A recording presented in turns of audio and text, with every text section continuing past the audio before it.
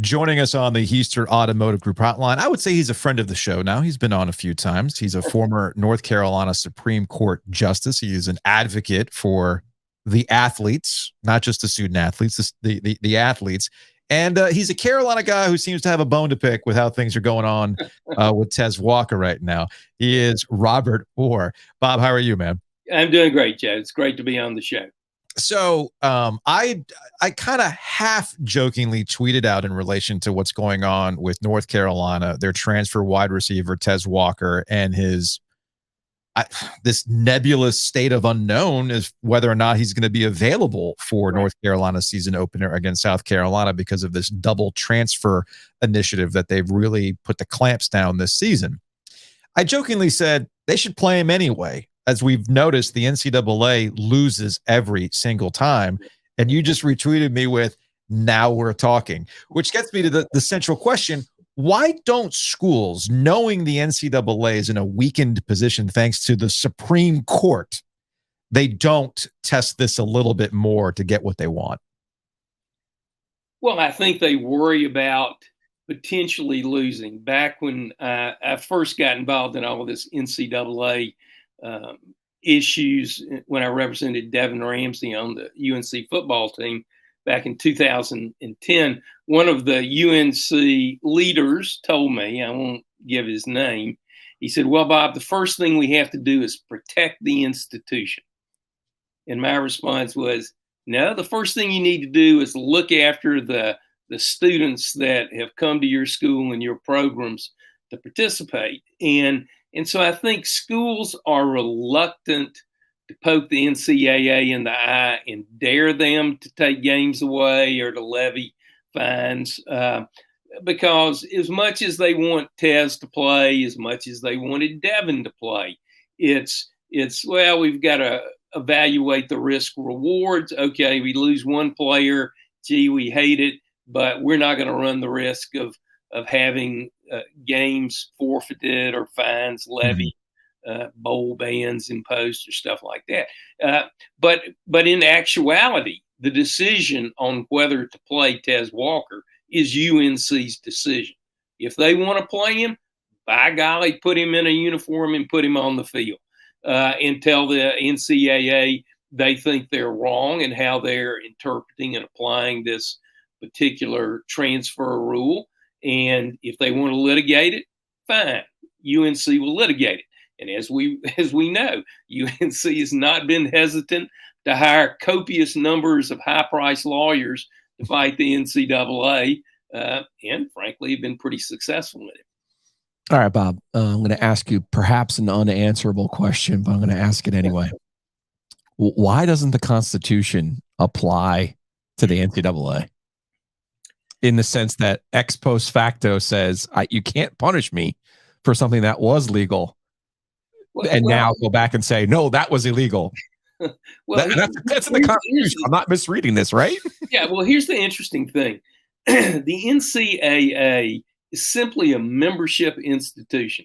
When I was representing Devin, I did a public records request for UNC. I want to see the agreement between UNC and the NCAA, and it was like a half paragraph in which the annual membership fee was $200. UNC is the NCAA. Mm-hmm. I mean, and so, and I think that's one of the great misunderstandings in college sports by the fan base is, the NCAA is some sort of separate entity. No, it's comprised of all of the member institutions. Now, under the North Carolina Constitution, there's a quirky little provision in Article 1 talking about the fruits of your labor, that you've got a right not to have government interfere with your ability to make a living. And obviously there are parameters and some limitations on that. But UNC is a state actor. It is an entity of the government created by the Constitution of North Carolina. And so to the extent that it's UNC that's violating the rights of the athlete, I think there is a claim under the North Carolina Constitution, maybe some other types of remedies also. The reluctance is nobody wants to sue their alma mater or their school. And And one of the real problems I have with how this system works is that there's an inherent conflict between UNC and the player. Mm-hmm. And that's why every player deserves independent legal representation who's looking after his rights and not worrying about how it might impact the institution. And I was doing some research before I went on the show here, and it's not really clear to me what all UNC is doing and sort of what their theory is, but they obviously have Tez Walker, deep in the womb and telling him what he should say and not say and what they're doing and what they're not doing, which is fine, but there is an inherent conflict. Going back to that very point we were talking about, UNC can play him on Saturday. I hope they do. Mm-hmm. But the issue is UNC institutionally is going to protect itself first before it protects Tez Walker. It's not unlike the NFL where Roger Goodell was the judge and the jury passing the sentence, right? I mean, yeah. At least they tried with the IARP. I don't know if you ever got into one of those cases, and then that quickly went away. Yeah, Joe found himself deep into the independent review process. Sure. Your FOIA and information warms my heart. Obviously, it just feels like, to your point, it just feels like Tez is the one who loses here because it feels like he's probably trying to listen to Mac. And obviously, Mac is stumping for him. Mm-hmm. But there doesn't seem to be a quick resolution to this when they've had all offseason to into it. And he's the one who loses out, not UNC, technically. Well, that's exactly right. And if it drags out like it did in Devin Ramsey's case back in 2010, he was declared permanently ineligible, thus terminating his college career. It took until January of the season for him to be cleared. And so the NCAA at that point says, oh, well, we were wrong. He's not permanently ineligible. Mm-hmm. Well, fine. He's missed, virtually the entire football season. And the next year he gets his knee destroyed in the first game. And there goes his career. And so and the NCAA's in no hurry. But if UNC had the backbone to quietly whisper in Charlie Baker's ear, Charlie, we're going to play him. Mm-hmm. And if you guys want to try and do something about it, bring it on. I suspect there would be a quick resolution. In my experience, and I represented in the aggregate, 4 or 5 UNC football players, 3 basketball players at St. John's, 1 from UCLA. Anytime independent counsel starts poking the NCAA and saying, we're coming after you. Yep. Somehow it gets resolved. But if the schools, timid as they are in pushing the NCAA, don't do that, then there's no incentive to hurry. At the risk of stumping here, Bob, to an audience that I know is receptive, the thing that bothers me about this case is how many times have you heard or dealt with the NCAA and they said, we're all cases are unique. We're not worried about setting a precedent. So why can't you just treat Tez Walker individually on the merits of his case? He never played for NC Central. He never played at East Tennessee State. He only played at Kent. The most important part, they changed the rules 2 days, literally. 2 days. If you don't want to do the ex post facto thing, fine. If you don't want to go there, my frustration with the NCAA is they act like in other cases, well, we have to treat every case individually. It's a snowflake. Yeah. And yet you're sitting here worried about a precedent.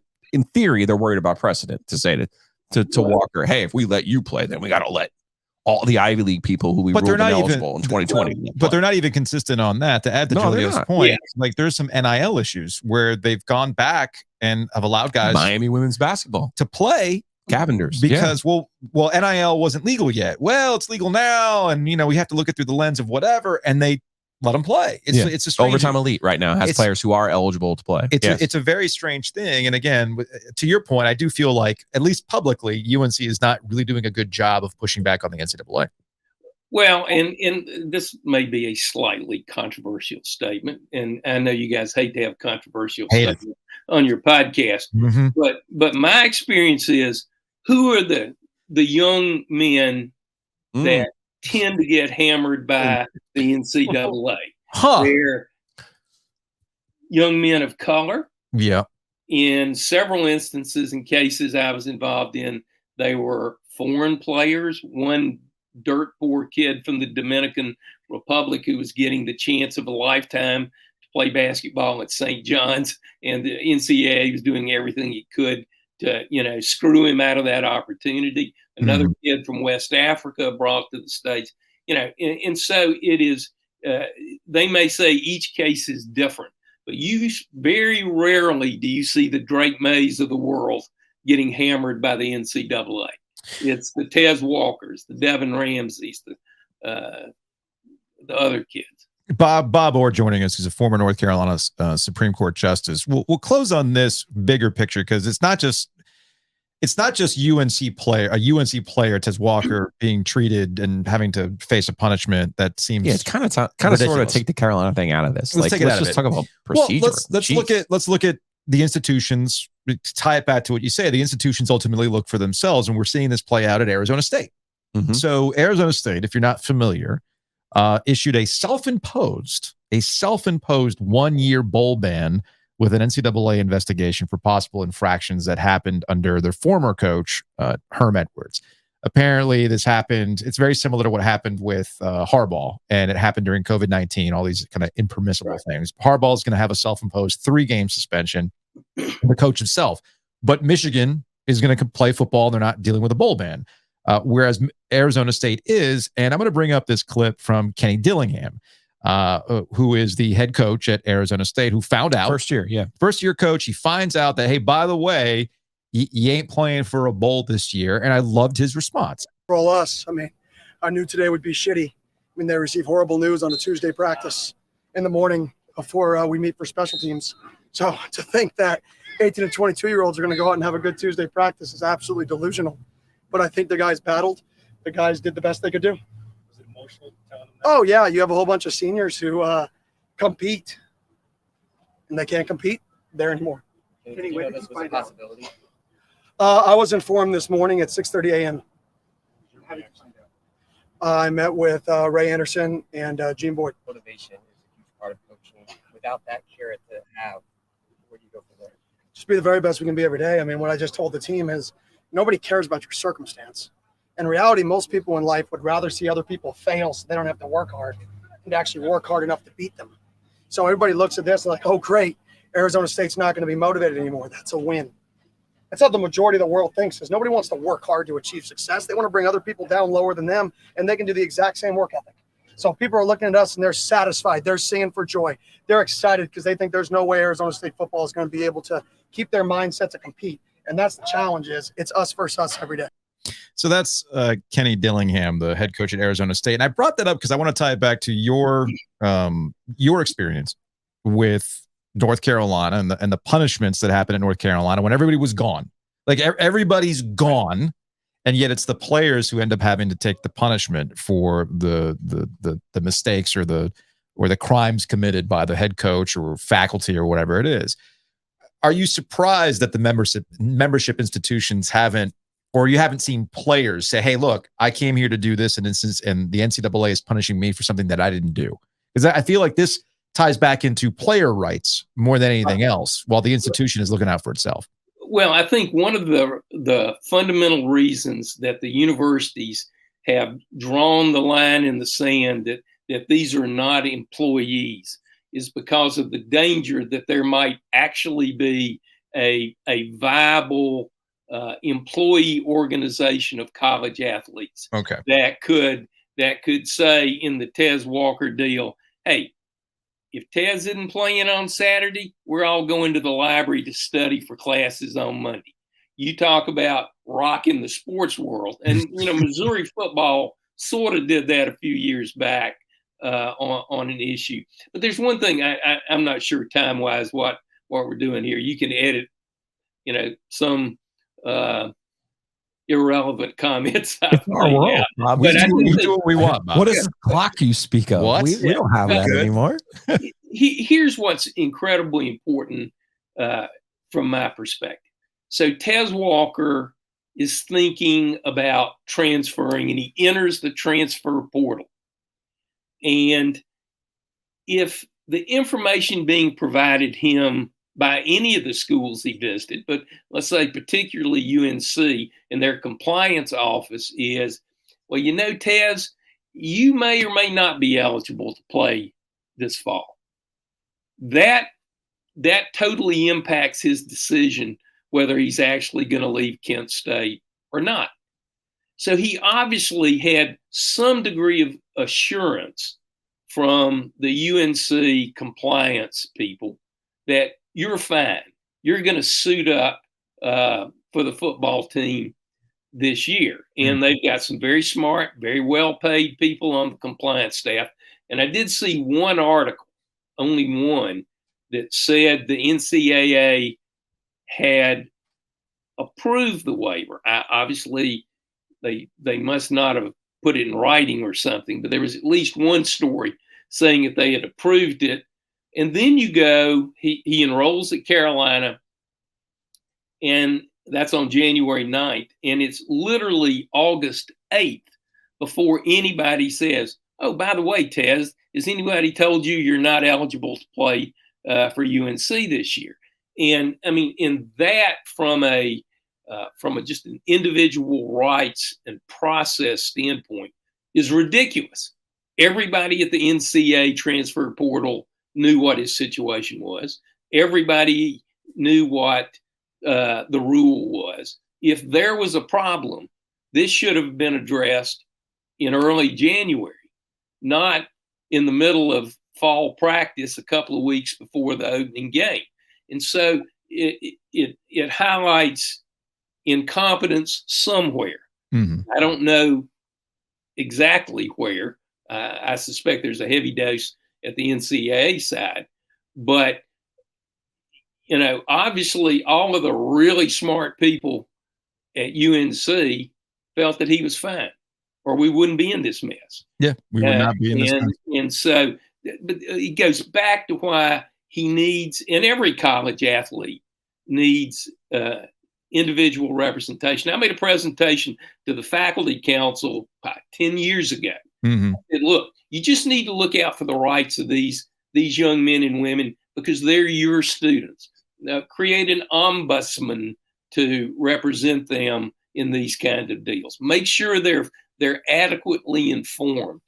But this is a very cynical perspective. I don't think the universities want these athletes to have much in the way of rights because they may actually exercise them to the adverse impact on the universities. Bob, we appreciate the time as always. Your insight is always incredibly helpful. I know you're a huge golf fan, so Yes. your next appearance will be on Giglio's gambling pod, Picks and Pizza, where you can we can pick some winners. We can wait till January. You're gonna wait I'll pick Victor Horvlin in the FedEx. There you go.